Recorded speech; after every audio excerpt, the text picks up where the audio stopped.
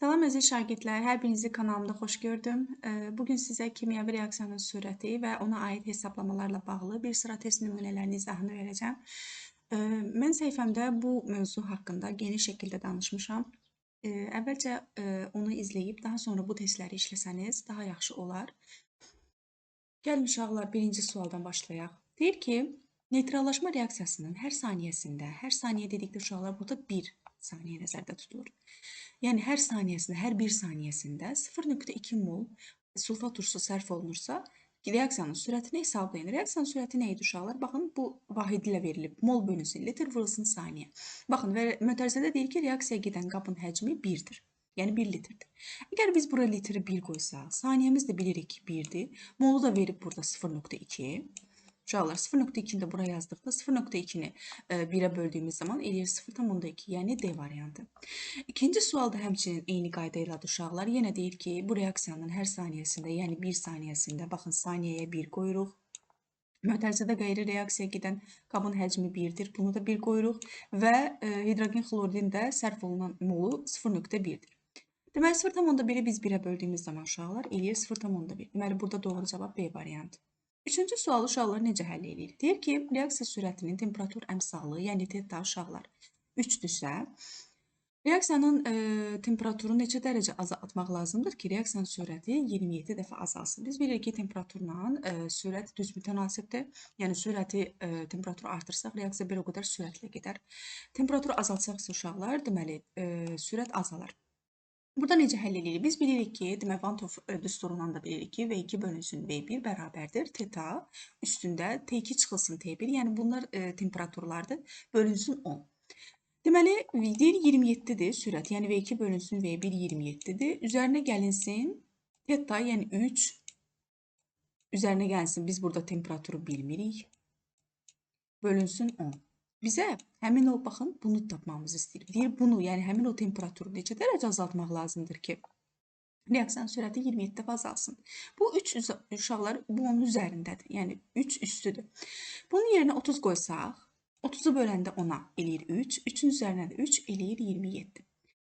Deməli, burada doğru cavab C variantıdır. Yəni temperaturu 30 dəfə azaltsaq, deməli, reaksiyanın sürəti 27 dəfə azalır. Daha sonra uşaqlar 4-cü suala baxaq. X ilə Y reaksiyasından X, Y alınır və hər biri qaz halındadır. Deyir ki, bu reaksiyanın sürəti bu qədərdir. 0,2 mol bölünsün litr saniyədir. X maddəsinin ilkin qatılığı 0,6 olub. 3 saniyədən sonra onun qatılığı filan qədər olar. Deməli, yəni 0,2 olar. Necə tapırıq bu uşaqlar? V bərabərdir, yadınızdadırsa, düstur var idi. V bərabərdir, C2 çıxılsın C1 bölünsün tau. Yəni zaman. S2-ni bilirik, uşaqlar, ilkin qatılığı 0,6. Sonraki qatılığı 0, daha doğrusu 0,6. Sonraki qatılığı 0,2. Sürətimizi də bilirik 0,2.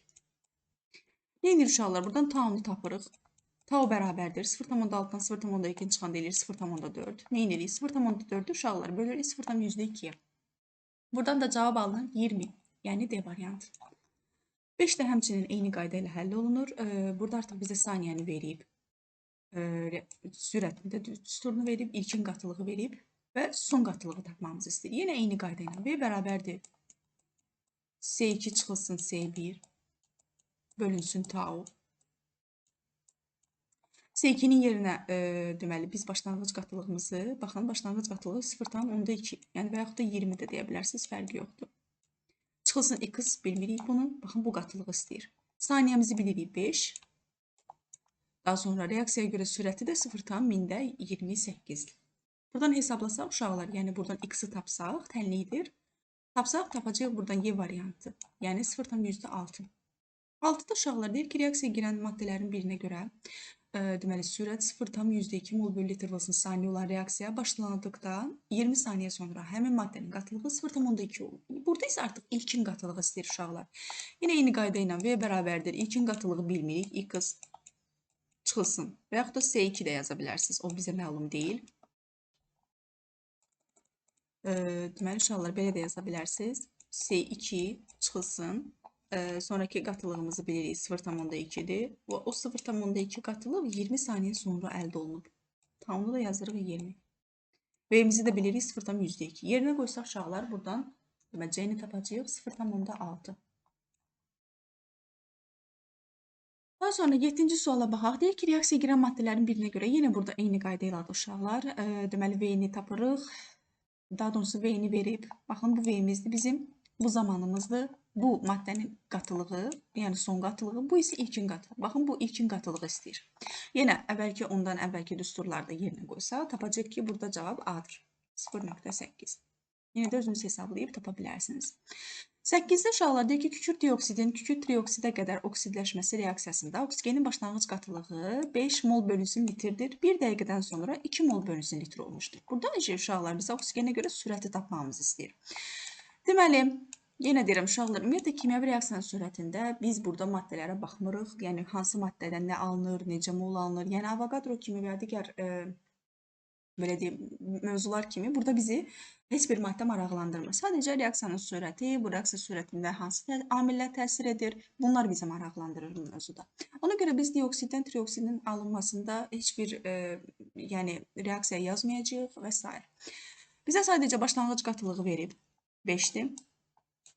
Son qatılığı verib 2-dir. Və deyir ki, 1 dəqiqədən sonra. Biz bilirik ki, aşağıda məxrəcdə zamanı saniyə ilə ifadə edirik. Dəqiqə ilə yox. 1 dəqiqəmiz də 60-dır.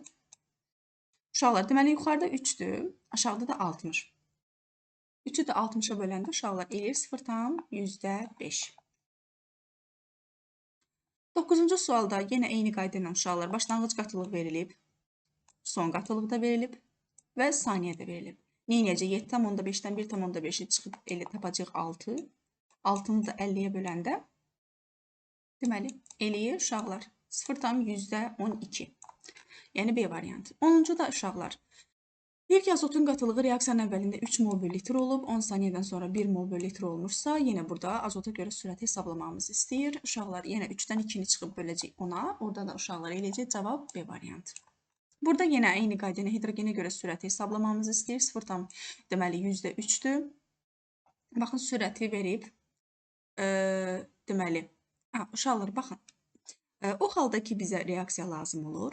Biz, əgər bizə reaksiyanı veribsə, baxın, bu reaksiyadan hidrogenə görə sürəti veribsə 0,3. Bu reaksiyanın metana görə sürətini uşaqlar necə tapacağıq? Əgər onun, baxın, burada artıq tənasüb qurmalıyıq. Əgər 3 molu, hidrogenin 3 molu 0,3-dürsə, burada metan budur uşaqlar. 1 moldur, baxın. 1 molu nə qədər olar? O da olar 0,1, yəni C variantı.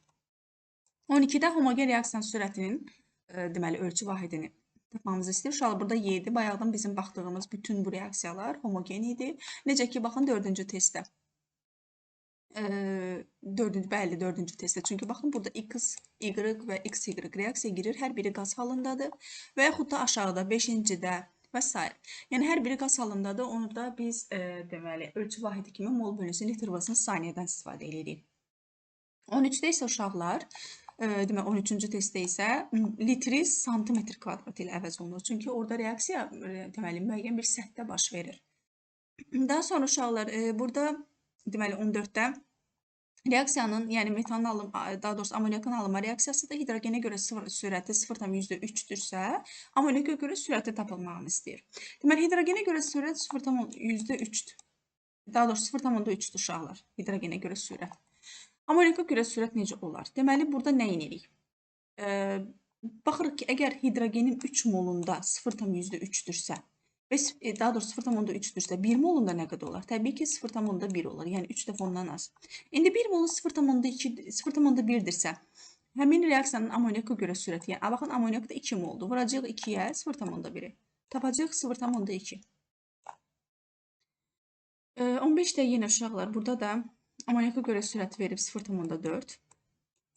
Axı, amoniak 2 moldur. Bunun 1 molunu tapsaq, baxaq ki, 1 molda reaksiyanın sürəti nə qədər olar? Yəni, belə deyil, azotda nə qədər olar sürət? Azotda olar sürət 0,2.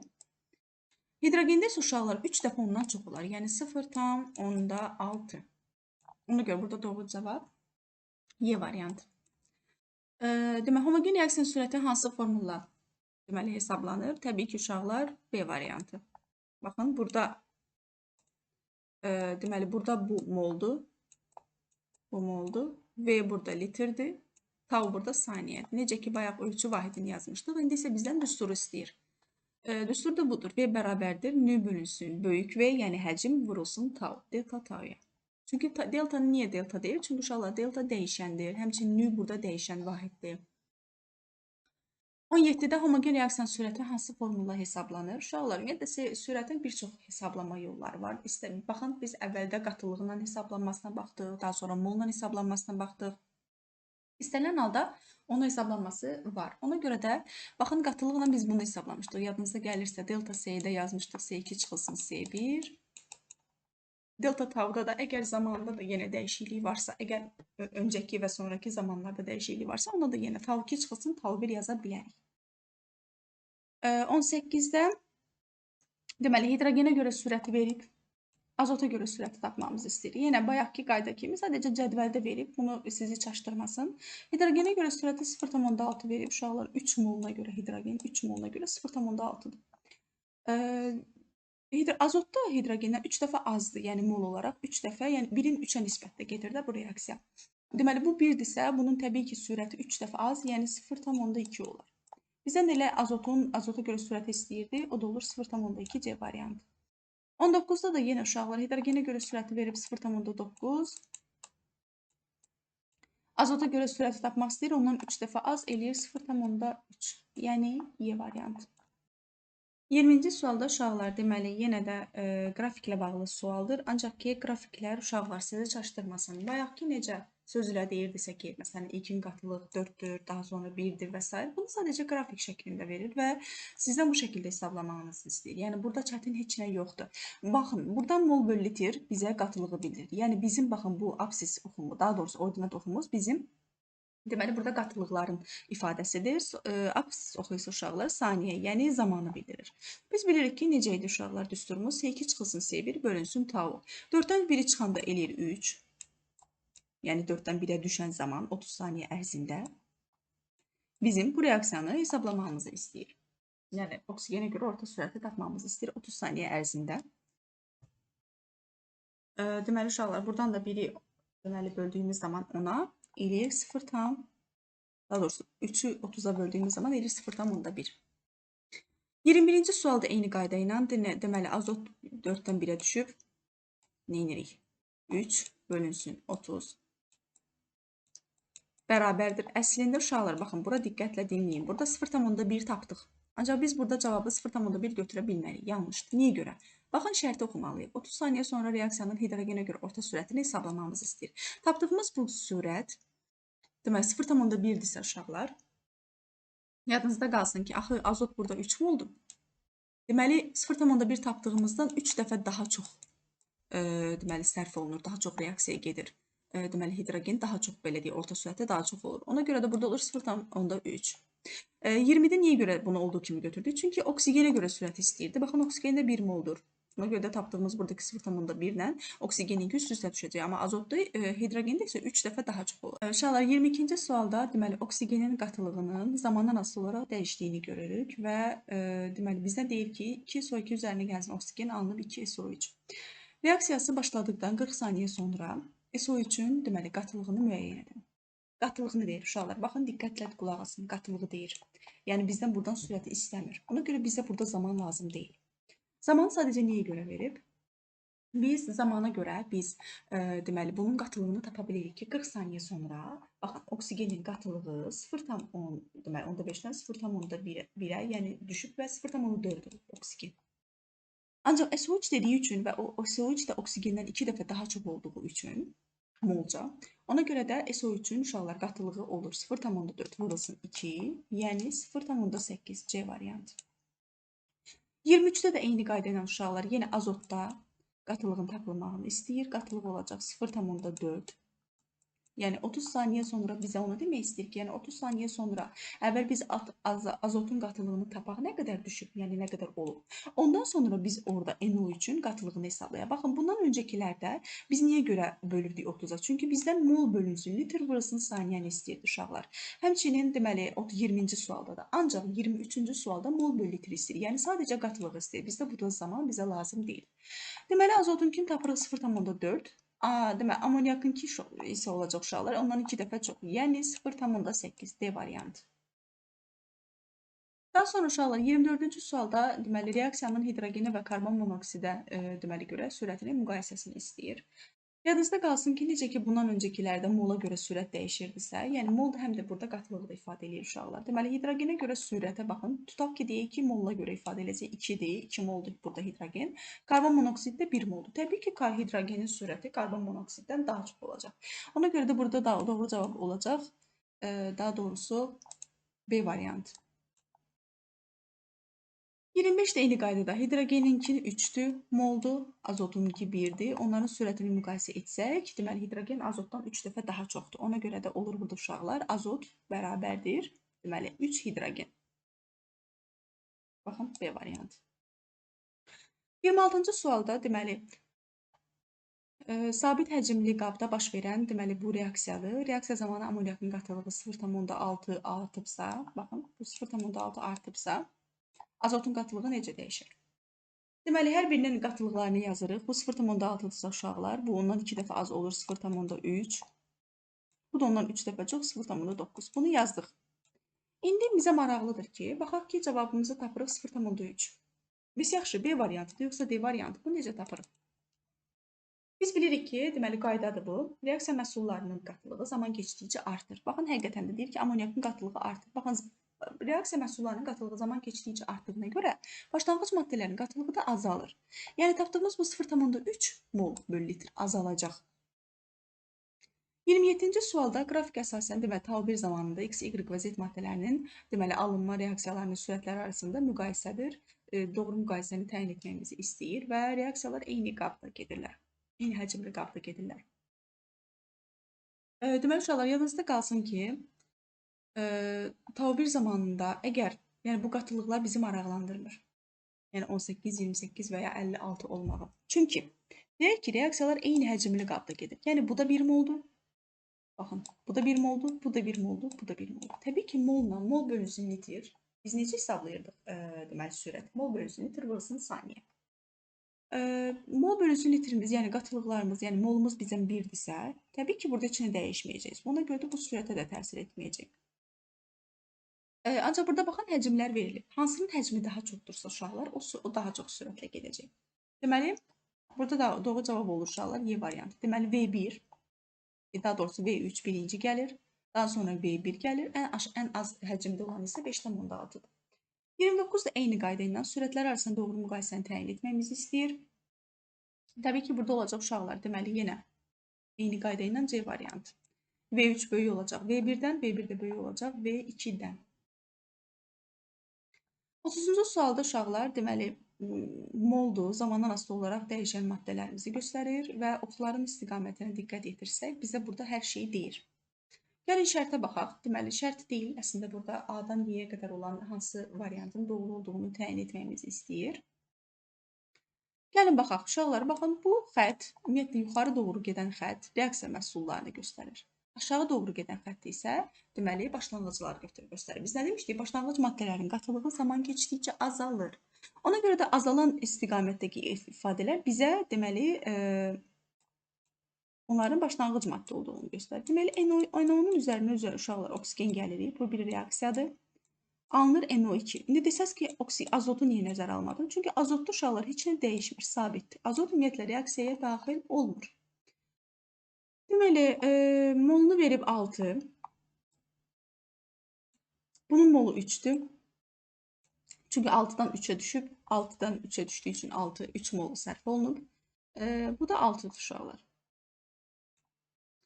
Deməli, gəlin baxaq. Deyir ki, başlanğıc qaz qarışığının miqdarı 22 moldur. Bizə hansı variantın doğru olduğunu təyin etmemizi istəyir. Başlanğıc maddələrin uşaqlar qatılığı, daha doğrusu molu 22 deyil.